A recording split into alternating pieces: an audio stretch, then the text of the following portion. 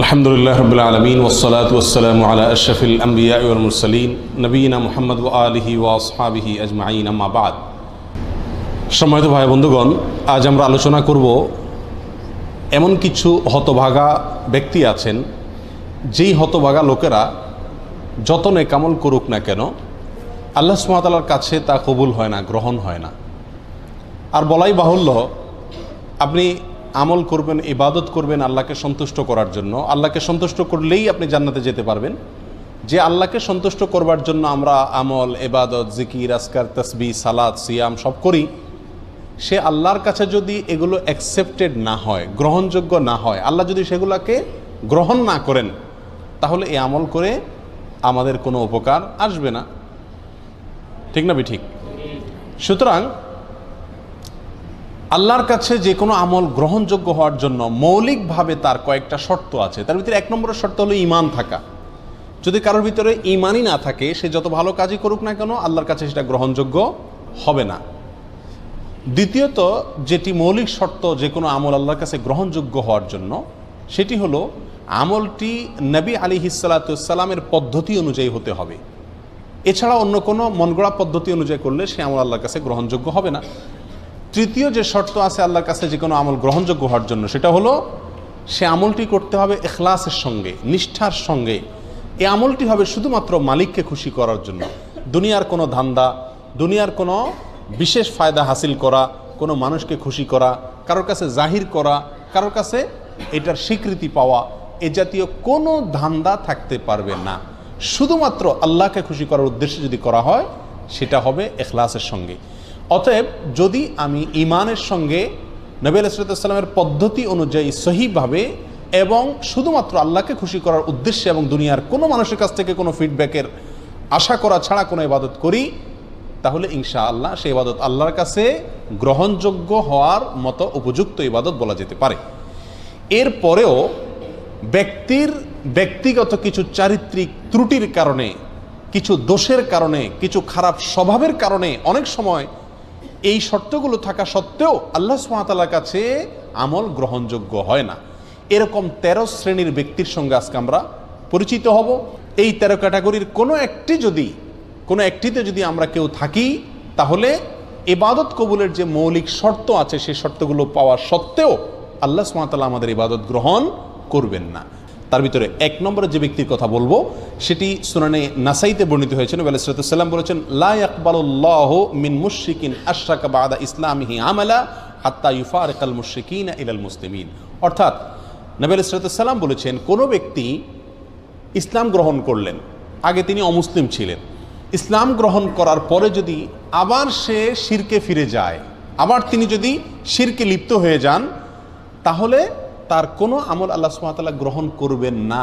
যদি সে শিরকে লিপ্ত হওয়ার পরে তওবা করে আবার মুসলমানও হয়, তবুও তার আমল গ্রহণযোগ্য হওয়ার জন্য শর্ত হলো হাত্তা ইউফারিকাল মুশরিকিনা ইলাল মুসলিমিন। সে মুশরিকদের দল, মুশরিকদের দেশ, মুশরিকদের সমাজ ত্যাগ করে মুসলমানদের সমাজে আসার আগ পর্যন্ত তার কোনো আমল গ্রহণযোগ্য হয় না। তাহলে একজন অমুসলিম, তিনি মুসলিম হলেন, ইসলাম গ্রহণ করলেন, ইসলাম গ্রহণ করার পরে আবার তিনি অমুসলিম হয়ে গেলেন, এরপর যদি আবার তিনি মুসলমান হয়ে যানও কিন্তু অমুসলিমদের মধ্যেই তিনি অবস্থান করেন, তাহলে তার আমল আল্লাহ তাআলা গ্রহণ করবেন না। তার আমল গ্রহণযোগ্য হতে হলে তাকে মুসলমানদের সমাজে এসে প্রবেশ করতে হবে, বসবাস করতে হবে। এর ফলে সেই ইসলামের উপরে টেকা তার জন্য কি হবে? সহজ হবে। তাহলে আল্লাহর জন্য খারাপ সমাজ, মন্দ সমাজ ত্যাগ করে ভালো সমাজে আসা, এটা বান্দার নেক আমল কবুল হওয়ার জন্য অন্যতম একটি উপায় এবং মাধ্যম। আল্লাহ তাআলা আমাদের সবাইকে এই গুণটি অর্জন করার তৌফিক দান করুন। আমরা সবসময় ভালো সমাজে মুমিনদের সঙ্গে, মুত্তাকিদের সঙ্গে উঠা বসা, তাদের সাথে পরিচিত হওয়া, তাদের সাথে বন্ধুত্ব করা, তাদের সঙ্গে সব লেনদেন করা, কারবার করা, তাদেরকে অন্তরে জায়গা দেওয়া এবং জলচল করা, এটার চেষ্টা করব। তাহলে আমল আল্লাহ সুবহানাহু ওয়া তাআলার কাছে গ্রহণযোগ্যতা পাবে ইনশাআল্লাহ। আর এর বিপরীতে বিশেষ করে যদি কেউ ইসলাম গ্রহণ করার পরে যদি আবার শিরকে ফিরে যায়, তার কোনো আমল আল্লাহ তাআলা আর কবুল করেন না। যদি সে মুসলিমও হয়ে যায়, তবুও তাকে আমল আল্লাহর কাছে গ্রহণযোগ্য করাতে হলে মুসলমানদের সমাজে ফিরে আসতে হবে। তাহলে এক নম্বর ব্যক্তি পেলাম, যে ইসলাম গ্রহণ করার পরে আবার শিরকে চলে গেছে, তার আমল আল্লাহ তাআলা কি করবেন না? গ্রহণ করবেন না। গ্রহণ করবেন শর্ত হলো সে আবার মুসলমানদের মধ্যে ফিরে আসবে, ইসলাম গ্রহণ করবে। এই সমাজে চলে আসবে, তখন আল্লাহ তাআলা গ্রহণ করবেন। নাম্বার 2 এবং 3, 2 এবং 3 এই দুটোটা পয়েন্ট বর্ণিত হয়েছে আবু দাউদ এবং সহিহ ইবনে খাজামা বর্ণিত এক হাদিসের মধ্যে। নবী আলাইহিস সালাম এখানে এই হাদিসে 2 ব্যক্তির কথা বলেছেন, যে 2 ব্যক্তির আমল আল্লাহ সুবহানাহু ওয়া তাআলা কি করবেন না, কবুল করবেন না। কারা তারা? নবী আলাইহিস সালাম বলেছেন, লা ইয়াকবালুল্লাহু সালাতান বিগাইরি তাহুরিন। এটা হলো দ্বিতীয় ব্যক্তি। ওই ব্যক্তির সালাত আল্লাহ সুবহানাহু ওয়া তাআলা কবুল করবেন না যে সালাত পড়তেছে পবিত্রতা অর্জন করা ছাড়া। তার মানে পবিত্রতা অর্জন করা সালাতের জন্য পূর্ব শর্ত। এখন যদি পবিত্রতা অর্জনের ত্রুটি থাকে, কোথাও শুকনা থাকে, ভালো করে ওযু না করেন, ভালো করে গোসল না করেন, তাহলে আপনার এই সালাত হবে না। এই সালাত আবার পুনরায় করতে হবে, এটা বিশুদ্ধই হবে না, আল্লাহ তাআলার কাছে এটা অ্যাকসেপ্টেডই হবে না। তাহলে সালাত এটা আদায় করার জন্য, এটা কবুল হওয়ার জন্য পূর্ব শর্ত হলো পবিত্রতা থাকা। সম্প্রতি একটা ভিডিও ক্লিপ, ছোট ভিডিও ক্লিপ আপনারা অনেকেই দেখেছেন হয়তো, অনলাইনে প্রচুর পরিমাণ ছড়িয়ে গেছে। সেটা হলো হারামে মক্কায় ভারতের 2 জন লোক, ইন্ডিয়ার 2 জন লোক, তারা ওমরা বা হজ করার জন্য আসছেন দেখা যাচ্ছে ভিডিওতে, এবং জামাত দাঁড়ায় গেছে হারামে। এখন আশপাশে হয়তো অজুর জায়গা ধারে কাছে নাই, তো তারা এক জায়গায় এরকম শূন্যের মধ্যে কোনো পানিটাই নাই, এভাবে নিচ্ছে, কুলি করতেছে, হাত মুখ ধুইতেছে, পানি কিন্তু নাই। একটা ড্রাম বা বাক্সর সামনে এরকম হাত দিচ্ছে, মুখে মুছতেছে, মানে মনে মনে অজু করতেছে, অথচ পানি নেই। তাদেরকে আশপাশে অনেকে বোঝানোর চেষ্টা করছে যে ভাই পানি তো নাই, তোমরা কি অজু করতেছো। তারা এটা নিয়তে অজু করে ফেলতেছে। তাহলে এইভাবে যদি কেউ অজু করে তার সালাত কবুল হবে না। অপবিত্র ব্যক্তির সালাত নামক ইবাদত আল্লাহ কি করবেন না, কবুল করবেন না। এটা হলো দ্বিতীয় ব্যক্তি যার সালাত বা ইবাদত কি হবে না, কবুল হবে না। অতএব ভালোভাবে উত্তম রূপে ওযু এবং গোসল করতে হবে। নাম্বার 3, ওয়ালা সাদাকাতা মিন গুলুল। আমাদের সমাজে আজ হালাল ইনকাম করা মানুষ, হালাল উপার্জন করা মানুষ সোনার হরিণ হয়ে গেছে ভাই। আলহামদুলিল্লাহ, দানকারী মানুষের অভাব নেই, সবাই টুকটাক দান করার চেষ্টা করে। কিন্তু এই হাদিসটি জানার পরে দান করার চাইতে ইনকাম যেন হালাল থাকে সেদিকে আমরা বেশি গুরুত্ব দেব। নবী আলাইহিস সালাম বলেছেন, ওয়ালা সাদাকাতা মিন গুলুল। অবৈধ সম্পদ আত্মসাৎ করে যে সম্পদ কামাই করেছেন, হারাম উপায়ে যে সম্পদ কামাই করেছেন, সেই সম্পদ দিয়ে যদি আপনি সাদকা করেন, দান করেন, এই দান কবুল হবে না, এটা আল্লাহর কাছে গ্রহণযোগ্য হবে না। তাহলে তৃতীয় ব্যক্তি হলেন ওই ব্যক্তি যে ব্যক্তি হারাম পথে উপার্জন করেন, তার দানের ইবাদত আল্লাহ কি করবেন না, কবুল করবেন না। নাম্বার 4 নম্বর, যার আমল ইবাদত কবুল হবে না, বিশেষ করে সালাতের কথা বলা হচ্ছে এখানে, সালাত কবুল হবে না, তিনি হলেন ওই মহিলা যে মহিলা সালাত আদায় করছেন অথচ তিনি খেমার পরেন নাই, অর্থাৎ ওড়না পরেন নাই। সুনান আবু দাউদের হাদিসে আসছে, নবী আলাইহিস সাল্লাম বলেছেন, লা ইয়াকবালুল্লাহু সালাতা হাইদিন ইল্লা বিখিমার।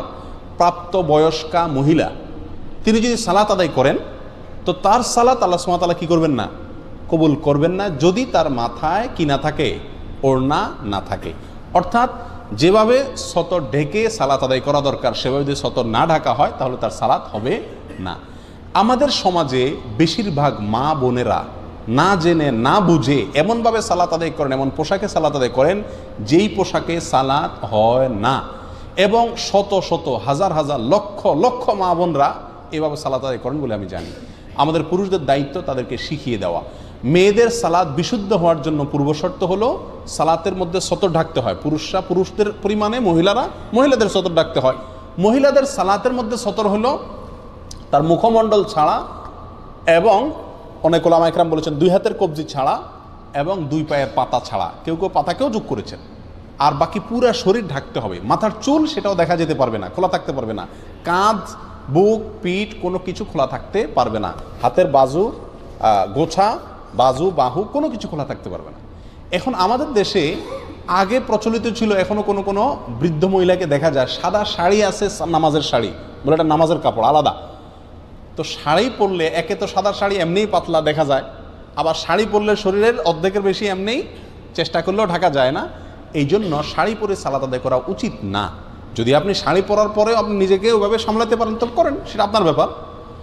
তবে মনে রাখতে হবে সালাতের জন্য মাথার উপরে একটা স্পেশালি বড় ওড়না বানায় নেওয়া উচিত, যে ওড়না পুরো শরীরকে ঢেকে দিবে একেবারে, এবং তার ভেতরে যথেষ্ট প্রশস্ত থাকবে, এর ভিতরে হাত নাড়াচাড়া করা সহজ হবে। এক কথায় 4 নম্বর, ওই ব্যক্তি যার সালাত কবুল হবে না আল্লাহর কাছে, তিনি হলেন প্রাপ্তবয়স্কা নারী তিনি মাথার উপরে ওড়না দেওয়া ছাড়া যদি কি করেন, সালাত আদায় করেন, অথবা ওড়না দিলেন কিন্তু সে ওড়নাটা তার পুরো যেভাবে ঢাকা দরকার সেভাবে ঢাকলো না।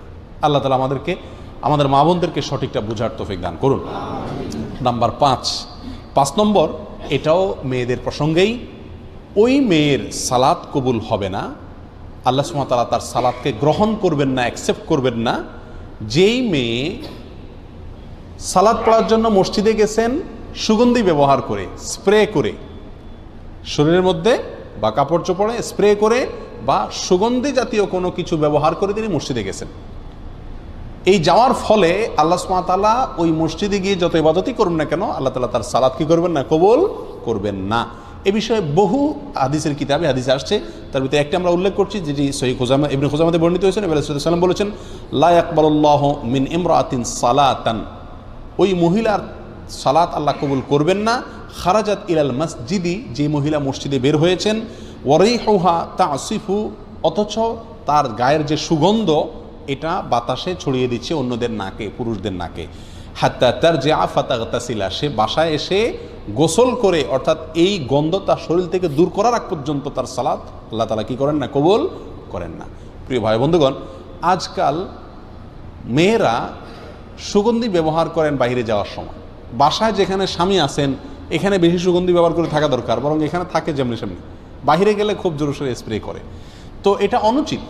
অন্য পুরুষকে নিজের প্রতি আকৃষ্ট করা, অন্য পুরুষকে মনে মনে জানা করতে আহ্বান করার শামিল এই স্প্রে করা, যে স্প্রে সুগন্ধি জাতীয় স্প্রে, এটা করে মহিলারা বাহিরে যেতে পারবে না। এখানে চিন্তা করার বিষয়, মসজিদে যাচ্ছেন সালাত আদায় করার জন্য, তিনি যদি আপনার সুগন্ধি জাতীয় কোনো কিছু ব্যবহার করে যান এবং তার সুগন্ধি অন্যদের নাকে যায়, পুরুষদের নাকে যায়, এবং পুরুষরা বাজে চিন্তা করার সুযোগ তৈরি হয়, সেটার যদি এরকম কঠিন শাস্তির কথা বলা হয়ে থাকে, কঠোর সতর্কবাণীর কথা বলা হয়ে থাকে, তাহলে যারা বাজারে, মার্কেটে ঘোরার জন্য, বেড়াতে যাওয়ার জন্য, পার্টিতে, বিয়ে শাদিতে যাওয়ার সময় এসব সুগন্ধি লাগায় যাচ্ছেন, তাদের পরিণতি কত ভয়াবহ হতে পারে আল্লাহ তাআলাই ভালো জানেন।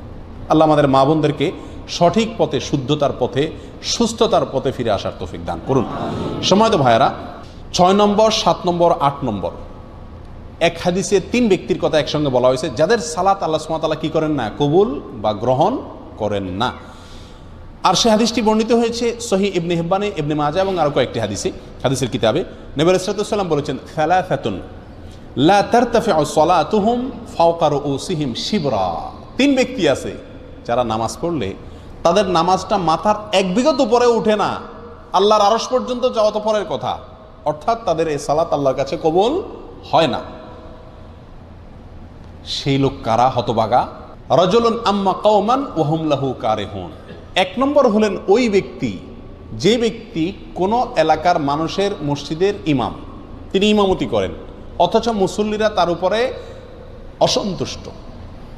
অসন্তুষ্ট বলতে ন্যায়সঙ্গত কারণে অসন্তুষ্ট। আজকাল তো হুজুররা চলা একটু বাঁকা হইলেও পাবলিক বলে না, হুজুর পছন্দ না। তো হুজুরের ব্যক্তিগত কারণে যদি আপনি অপছন্দ করেন, সেটাতেই হুজুরের কোনো কিছু আসবে যাবে না, ওটাতে আপনার কপাল আপনি পড়বেন। কিন্তু যদি যুক্তিসঙ্গত কারণে, লোকটা বেদাতি, লোকটা খারাপ মানুষ, লোকটার ভিতরে কোনো বদভ্যাস আছে, সেই কারণে যদি পাবলিক তার প্রতি অসন্তুষ্ট থাকে, তাহলে এই ব্যক্তি জেনে শুনেও পাবলিক আমার উপর অসন্তুষ্ট, আমার কোনো চরিত্রের দোষের কারণে, তারপরেও সেই ইমামতির আসন ধরে আছে, আঁকড়ে আছে, তো এই ব্যক্তির উপরে, এই ব্যক্তির ব্যাপারে এই কথা আসছে যে তার সালাত তার মাথার 1 বিঘত উপরেও উঠে না, অর্থাৎ আল্লাহর কাছে কবুল হয় না। নাম্বার 2, ওয়ামরাআতুন বাতাত ওয়া যাওজুহা আলাইহা সাখিত, ওই মহিলা যিনি সারাটি রাত কাটিয়ে দিলেন অথচ সারা রাত তার স্বামী তার উপরে অসন্তুষ্ট। আমাদের মা বোনদের মধ্যে এই সমস্যাটা ঘরে ঘরে কম বেশ আছে। স্বামী স্ত্রী ঝগড়া লাগবেই, এটা চিরন্তন বিষয়। নবী আলাইহিস সালামের মতো মানুষ, তার সঙ্গে উম্মাহাতুল মুমিনিন রাদিয়াল্লাহু তাআলা আনহাদের সাথেও মনোমালিন্য তৈরি হয়েছে। নবী আলাইহিস সালাম রাগ করে মসজিদে যান নাই, বাসায় যান নাই, মসজিদে শুয়ে রয়েছেন, ওমর রাদিয়াল্লাহু তাআলা এসে মধ্যস্থতা করে মিলিয়ে দিয়েছেন। এই ঘটনা ঘটছে। উম্মাহাতুল মুমিনিন একদিকে, নবী আলাইহিস সালাম একদিকে, তাদের জীবনে যদি এটা হয় তাহলে বোঝা গেল স্বামী স্ত্রীর জীবনে ঝগড়া, কথা কাটাকাটি, ভুল বুঝাবুঝি এগুলো হবেই হবে, এর কোনো চারা নাই। পাতিল দুটো একসাথে থাকলে বাড়ি খাবেই। কিন্তু আমাদের বোনদেরকে খেয়াল করতে হবে, যেহেতু আমাকে আল্লাহর সন্তুষ্টি অর্জন করতে হবে, আমার ইবাদত আল্লাহর কাছে কবুল করাইতে হবে। অতএব রাগ করে আপনি থাকেন, কিছু সময় থাকেন, সমস্যা নাই। সারাটা রাত স্বামীর উপরে রাগ করে আপনি থাকিয়েন না, অন্তত রাতের কিছু অংশ গেলে রাগটা মিটানোর চেষ্টা করেন। যদি স্বামী অন্যায়ভাবে রাগ করে থাকে, গায়ের জোর রাগ করে, সেটা ভিন্ন কথা। যাই হোক, তাহলে দ্বিতীয় হলেন ওই স্ত্রী যিনি সারাটি রাত কাটিয়ে দিলেন অথচ তার স্বামী তার কারণে তার উপরে কি অসন্তুষ্ট। যদি স্বামী অন্যায়ভাবে অসন্তুষ্ট হয় এবং তাকে সন্তুষ্ট করার কোনো জায়গা না থাকে, গোয়ার টাইপের হয়, তাহলে ভিন্ন কথা। 3 নম্বর, আব্দুন আবেক, ওই গোলাম বা কৃতদাস যে মালিক থেকে পালিয়ে গেছে অনুমতি ছাড়া, কোনো তার সাথে চুক্তি ছাড়া তার থেকে পালিয়ে গেছে। কোনো কোনো বর্ণনা আসছে ওই দুই ভাই, যেই দুই ভাই নিজেদের মধ্যে মারামারি বা কাটাকাটিতে লিপ্ত। তাহলে এই হাদিসে 3 ব্যক্তির কথা আমরা পেলাম, আর আগে 5 জনের কথা বললাম। তাহলে মোট 8 জনের কথা পেলাম যাদের সালাত বা ইবাদত আল্লাহর কাছে কি হয় না, গ্রহণযোগ্য হয় না। নাম্বার 9 নম্বর হলেন ওই ব্যক্তি, যে ব্যক্তি মদিনার মতো শহর, আল্লাহ নবী আলাইহিস সালামের মহব্বতের শহর, তার স্মৃতি বহনকারী শহর, পৃথিবীর দ্বিতীয় সবচেয়ে গুরুত্বপূর্ণ এবং পবিত্র শহর, যে শহর কিয়ামতের আগে দাজ্জালের ফিতনা থেকে পর্যন্ত মুক্ত থাকবে, যে শহরের বহু ফজিলতের কথা হাদিসে বর্ণিত হয়েছে, সেই শহরে যে ব্যক্তি ফিতনা ফাসাদ করবে, সেই শহরে যে ব্যক্তি অশান্তি সৃষ্টি করার অপচেষ্টা চালাবে, এই ব্যক্তির কোনো আমল, নফল আমল, ফরজ আমল কিচ্ছু আল্লাহ তাআলা গ্রহণ করবেন না। আপনারা কেউ বলতে পারেন এটাও কেউ করে, মদিনাতে কেউ এই অশান্তি করে? গত বছর রমজানেই তো হয়েছে, বোমা হামলা হয়েছে, না জানে কি জানে ফুটছে মসজিদে হারামের আশেপাশে কোনো একটা গাড়ির পার্কিংয়ে, গত বছর রমজানের শেষের দিকে হয়েছিল। তো এটা হতে পারে কোনো আল্লাহর বান্দা, আল্লাহ তাকে হেদায়েত দান করুক, এই ভুল পথে পা বাড়াতে পারেন। তার জন্য সাবধান বাণী, তার কোনো আমল আল্লাহ তাআলা নফল ফরজ কিচ্ছু গ্রহণ হবে না যদি আল্লাহ নবী সাল্লাল্লাহু আলাইহি সাল্লামের মদিনার শহরে কি করে, কেউ অশান্তি সৃষ্টি করে। আমরা কেউ বলতে পারি যে আমরা তো এটা করবো না, তাহলে এই ওয়াজ আমাদের দরকার নাই। না ভাই, মদিনাতে আমাদের যাদের যাওয়া পড়ে, আমরা যাওয়ার সুযোগ হয়, মদিনার শহরটার প্রতি আলাদা কেয়ার করা আমাদের সবারই দায়িত্ব। আপনি একটা কলা খেয়ে মদিনার রাস্তায় ফেলে দিলেন, এটাও তো মদিনার শহরটাকে আপনি নষ্ট করলেন। অতএব আপনি এই হাদিসের মধ্যে সরাসরি না পড়েন, কিন্তু কাছাকাছি ক্যাটাগরির আমল তো করলেন। মদিনা শহরের ক্ষেত্রে আমাদেরকে সচেতন থাকতে হবে যে আমার কোনো আচরণ, কোনো কাজ দ্বারা যেন মদিনা শহরের কোনো ক্ষতি বা শহরবাসীর কোনো ক্ষতি না হয়। একই সঙ্গে মক্কার ব্যাপারেও, যেহেতু মক্কাও হারাম, পৃথিবীর সবচেয়ে পবিত্র শহর, সেটারও পবিত্রতা রক্ষার জন্য চেষ্টা করতে হবে। যাই হোক, মূল হাদিসটি আমরা চলে আসি। হাদিসটি সহিহ মুসলিম সহ বিভিন্ন হাদিসের কিতাবে আসছে। নবী সাল্লাল্লাহু আলাইহি ওয়াসাল্লাম বলেছেন, আল মাদিনাতু হারামুন মা বাইনা আইর ইলা সাউর, মদিনা শহরটা সম্মানিত শহর। ফামান আহদাসা ফিহা হাদাসান, যে ব্যক্তি এই মদিনা শহরে কোনো দুর্ঘটনা ঘটাবে, আওয়া মুহদিসান, অথবা কোনো দুর্ঘটনাকারীকে আশ্রয় দিবে, ফাআলাইহি লানাতুল্লাহি ওয়াল মালাইকাতি ওয়ান নাসি আজমাইন, তার উপরে আল্লাহর লানত, ফেরেশতাদের লানত, সকল মানব জাতির লানত পড়ে তার উপরে। এবং লা ইয়াকবালুল্লাহু মিনহু ইয়াউমাল কিয়ামাতি আদলান ওয়ালা সারাফা, কিয়ামতের দিনে ব্যক্তি যত আমল করে নিয়ে যাক না কেন, আল্লাহর কাছে তার কোনো ফরজ নফল কোনো আমল কি হবে না, গ্রহণযোগ্য হবে না। তাহলে মদিনা শহরে যে অশান্তি সৃষ্টি করে, তার জন্য এই পরিণাম যে তারও আমল, কোনো আমল আল্লাহ কি করবেন না, গ্রহণ করবেন না। এরপরে আসি 10, 11, 12, 3টা পয়েন্ট আসছে এক হাদিসে। আর হাদিসটি বর্ণিত হয়েছে সহিহুল জামের ভিতরে, তাবরানীদের ভিতরে আসছে। নবী সাল্লাল্লাহু আলাইহি ওয়াসাল্লাম বলেছেন, সালাসুন লা ইয়াকবালুল্লাহু লাহুম সারফান ওয়ালা আদলা, 3 হতভাগা ব্যক্তি আছেন যাদের কোনো ফরজ নফল কোনো আমল আল্লাহ সুবহানাহু ওয়া তাআলা, নফল বা ফরজ কোনো আমল আল্লাহ তাআলা গ্রহণ করবেন না। কারা তারা? নাম্বার 1, আকুন, মা বাবার অবাধ্য সন্তান, মা বাবাকে কষ্ট দেয়, মা বাবার ন্যায্য দাবিকে মানে না, মা বাবার ন্যায়সঙ্গত নির্দেশকে ফলো করে না। বড় কঠিন একটা জায়গা, মানতেই হবে আল্লাহ এবং তার রাসূল সাল্লাল্লাহু আলাইহি সাল্লামের পরে যার নির্দেশ মানতে আমি বাধ্য, কে সে? আমার জন্মদাতা বাবা এবং মা। যতক্ষণ সাধ্যে কুলায় মানতে হবে, শুনতে হবে। আজ আমাদের অবস্থা হয়ে গেছে যে আমরা ওই যে এর আগে একটা হাদিস আপনাদেরকে শুনেছিলাম, 15টি বদভ্যাস যখন কোনো জাতির ভিতরে আসবে, তখন আল্লাহর গজব সেখানে সে জাতির উপরে চলে আসবে। তার ভিতরে একটা হলো, একটা সময় আসবে কিয়ামতের আগে মানুষ বউয়ের কথা শুনবে, মায়ের কথা শুনবে না, দোস্তকে সময় দিবে, বাপকে সময় দিবে না। আজকে সেই সময়টা এসে গেছে। আমাদের উচিত মা বাবার নির্দেশকে সর্বোচ্চ গুরুত্ব দিয়ে দেখা। আমরা জানি বৃদ্ধ বয়সে মা বাবা অনেক অযৌক্তিক নির্দেশ করবেন। মনে রাখতে হবে, আপনি যখন ছোট শিশু ছিলেন তখন যত নির্দেশ করতেন মা বাপকে, যত কিছু চাইতেন, দাবি করতেন, তার সবগুলোই প্রায় কি ছিল? অযৌক্তিক ছিল। কিন্তু মা বাবা কখনো আপনার প্রতি বিরক্ত হন নাই। আর আপনি এখন বলতেছেন না আব্বার এই কথা কোনো যুক্তি খাটে না, মা এটা বলছেন এটা অন্যায় কথা বলতেছেন। জি, ওই অন্যায় কথাটাই আপনাকে মানতে হবে, যদি সেটা মানতে গিয়ে কারোর প্রতি অবিচার করা না হয়, আল্লাহর কোনো হুকুম লঙ্ঘন না হয়। ছোট্ট একটা গল্প বলি। এক বাবা বৃদ্ধ বয়সে একেবারে জীবন সায়ান্নে মৃত্যুর আগ মুহূর্তে তিনি, তার ছেলে খুব ভালো, বাবার খুব খেয়াল করে। তো ছেলের মনের ভিতরে আসছে যে আমি বাবার মনে হয় সব রকমের হক আদায় করে ছেড়ে দিয়েছি। আসলেও সে খুব খেদমত করতো। তো বাবা একদিন ডাইকা বললো যে বাবা আমার একটা জিনিস মনে চাইতেছে। বলে যে বলো বাবা, কি মনে চাইতেছে তোমার? জীবন দিয়ে ফেলাম তোমার জন্য। বাবা আপেল খাইতে মনে চাইছে। এই একটা কথা হইলো? আপেল নিয়ে আসছে বাজার থেকে। আপেল নিয়ে আইসা ঝুড়িতে দিছে, বাবা তুমি খাও, কত খাইতে মনে চায়, শেষ হয়ে গেলে বলবো আবার এনে দেবো। বাবা বলে যে বাবা আমার তো ও যে পাহাড়টা আছে আমাদের বাড়ির পাশে, ওই পাহাড়ের উপরে উঠা ওখানে বসে আপেল খাইতে মনে চাইতেছে। ছেলে চিন্তা করলো, হ্যাঁ রে বাপে, এই বুড়া বাপ হাঁটতে পারে না, মাথায় করে উঠাইতে হবে আপেল সহ। আচ্ছা যাক, বাপে চাইছে যেহেতু মরে যাবে, আমার জন্ম দিছে, আল্লাহ তার নির্দেশ মানতে আমাকে বাধ্য করেছেন। তো ছেলে বাপের কান্দে করে নিয়ে আপেল সহ পাহাড়ের উপরে উঠে গেছে।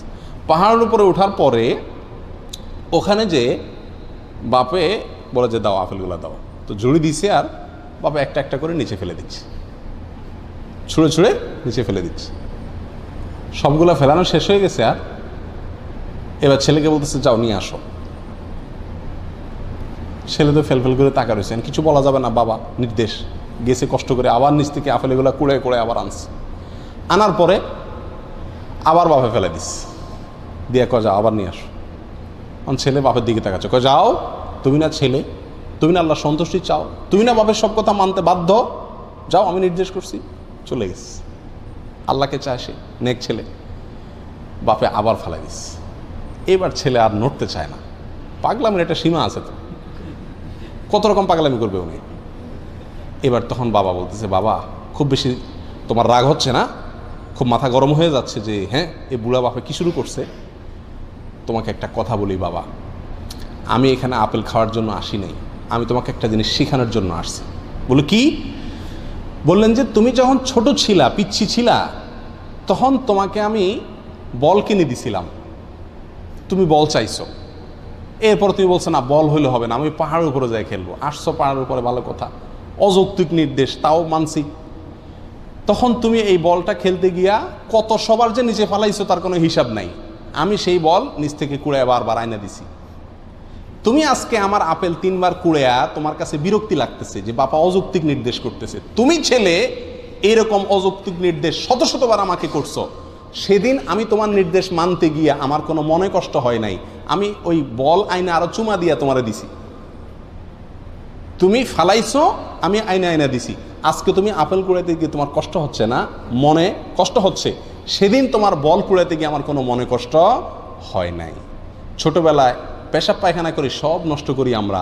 মা বাবা সেগুলো ছাপ করেন, ঘৃণ করেন না, ঘৃণা হয় না তাদের, মহব্বতের সাথে করে, আরো চুমা দেয়। আর বুড়া বয়সে মা বাবা যদি বিছানা পেশাব পায়খানা করেন তাহলে আমাদের ঘৃণা লাগে না? হয়তো করি, কিন্তু সে আন্তরিকতা মমতা থাকে না। এই জন্যই কোনো সন্তান সারা জীবন ধরে মা বাবার যত খেদমতি করুক না কেন, মা বাবার হক পরিপূর্ণভাবে আদায় করা এটা কঠিন একটি ব্যাপার। এই জন্য এই দিকটা খেয়াল রাখতে হবে। যদি কেউ মা বাবার নির্দেশকে লঙ্ঘন করে তাহলে এই ব্যক্তি কপাল পড়া ব্যক্তিদের ভিতরে সামিল হবে, 10 নম্বর ব্যক্তির ভিতরে সামিল হবে। তার কোনো ইবাদত, নফল ফরজ কোনো ইবাদত কবুল হবে না মা বাবার যদি কি হন, নাফরমান হন। আল্লাহ আমাদেরকে ইবাদত করুন। 11 নম্বর হলো মান্নান। মান্নানকে, মান্নান হলো ওই ব্যক্তি যে ব্যক্তি দান করে খোটা দেয়। দান করে খোটা দেয় খুব জটিল একটা বিষয়। আজকাল আমরা দান করার পরে হ্যাঁ তোর এত খাওয়াইছি, এত পড়াইছি, এরপরে আবার আমার কথা শুনলি না, আমি যে পাতে খাইলি সে পাতে হাগলি, এরকম কথা বলি কি বলি না আমরা? আপনার সব শেষ, বরবাদ হয়ে গেল। আপনার আমল আল্লাহর কাছে কবুল হবে না। খোটা দেওয়া মানুষ করবেন আল্লাহর জন্য, ওই ব্যক্তির কাছ থেকে থ্যাংক ইউ আশা করবেন না, স্বীকৃতিও আশা করবেন না, আশা করবেন আল্লাহর কাছে। 11 নম্বর গেল। 12 নম্বর হলেন ওয়া মুকাযযিবুন বিল কাদার, যে তকদিরকে, ভাগ্যকে অস্বীকার করে, সেই ব্যক্তিরও কোনো আমল কবুল হবে না। 13 নম্বর সর্বশেষ পয়েন্ট যেটি মুস্তাদরাকে হাকামে আসছে, লা ইয়াকবালুল্লাহু সালাতা ইমামিন হাকামা বিগাইরি মা আনজালাল্লাহ, ওই শাসক তার সালাত আল্লাহ সুবহানাহু ওয়া তাআলা কবুল করবেন না যেই শাসক আল্লাহ যা নাজিল করেছেন সেই বিধানের ব্যতিক্রম বা উল্টা ফয়সালা করে বা উল্টা বিধান অনুযায়ী সে বিচার করে, শাসন করে এবং ফয়সালা করে, তারও সালাত কবুল হবে না। এ হাদিসটি মুস্তাদরাকে হাকিমে আসছে। এ হাদিসটি বিশুদ্ধতা নিয়ে কেউ কেউ এটাকে জয়ীফ বলেছেন, কিন্তু কেউ কেউ এটাকে ইমাম হাকিম রাহিমাহুল্লাহ তিনি এটাকে সহি বলেছেন। তাহলে 13 ব্যক্তিকে আমরা পেয়ে গেলাম যাদের সালাত অথবা নেকামল আল্লাহর কাছে কি হয় না, গ্রহণযোগ্য হয় না। আল্লাহ তাআলা আমাদের সবাইকে এই 13 ক্যাটাগরি থেকে নিজেকে মুক্ত করার তৌফিক দান করুন। আমি আবারও এক নজরে বলে দিচ্ছি, মুশরিক যে অমুসলিম ছিল, ইসলামে আসছে, আইসা আবার যদি ইসলামে অমুসলিমদের মধ্যে ফিরে যায়, সে মুসলমানদের মধ্যে সমাজে ফিরে আসার আগ পর্যন্ত তার কি হয় না, কোনো আমল আল্লাহর কাছে কবুল হয় না। 1। 2 নম্বর হলো পবিত্রতা অর্জন করে না যে ব্যক্তি সঠিক উপায়ে, সেই ব্যক্তির সালাত কবুল হয় না। নাম্বার 3, যেই ব্যক্তি আত্মসাৎ করে অন্যায়ভাবে হারামভাবে টাকা কামাই করে দান করছে, তারও দান কবুল হবে না। নাম্বার 4, যে প্রাপ্তবয়স্কা মহিলা তিনি ভালো করে ওড়না মাথায় দিয়ে ছতর ঢেকে সালাত আদায় করেননি, তারও কি হবে না, সালাত কবুল হবে না। নাম্বার 5, যে মহিলা সুগন্ধি লাগায় মসজিদে গেছেন, বাহিরে গেলে তো আরও ভয়াবহ অবস্থা, সেই মহিলা ওই সুগন্ধি ধোয়ার আগ পর্যন্ত, গোসল করার আগ পর্যন্ত, দূর করার আগ পর্যন্ত তার সালাত আল্লাহর কাছে কি হবে না, কবুল হবে না। নাম্বার 6, ওই ইমাম যিনি মানুষের ইমামতি করলেন অথচ মুসল্লিরা তার উপরে ন্যায়সঙ্গত, যুক্তিসঙ্গত বা শরীয়তের দৃষ্টিতে কোনো কারণে অসন্তুষ্ট। নাম্বার 7, ওই মহিলা, ওই স্ত্রী যিনি সারাটা রাত কাটালেন অথচ স্বামী তার উপরে অসন্তুষ্ট, তিনি সন্তুষ্ট করার চেষ্টা করলেন না, অবশ্যই সেটা ন্যায়সঙ্গত উপায়ে এবং গোয়ার্তুমি করে নয়। নাম্বার 8, ওই কৃতদাস যে মালিকের অনুমতি ছাড়া ভেঙে গেছে, অথবা ওই দুই ভাই নিজেদের ভিতরে ঝগড়াঝাটিতে, মারামারিতে, কাটাকাটিতে লিপ্ত। নাম্বার 9, ওই কপাল পড়া যে নবী সাল্লাল্লাহু আলাইহি সাল্লামের শহর মদিনাতে অশান্তি সৃষ্টি করে অথবা অশান্তি সৃষ্টিকারীকে জায়গা দেয়, মদিনা শহরের পবিত্রতা নষ্ট করে। নাম্বার 10, ওই সন্তান যে মা বাবার অবাধ্য, নাফরমান, মা বাবার নির্দেশ অমান্যকারী। 11 নম্বর, ওই ব্যক্তি যে দান করে খোটা দেয়। 12 নম্বর, যে ব্যক্তি ভাগ্যকে বা তাকদীরকে অস্বীকার করে।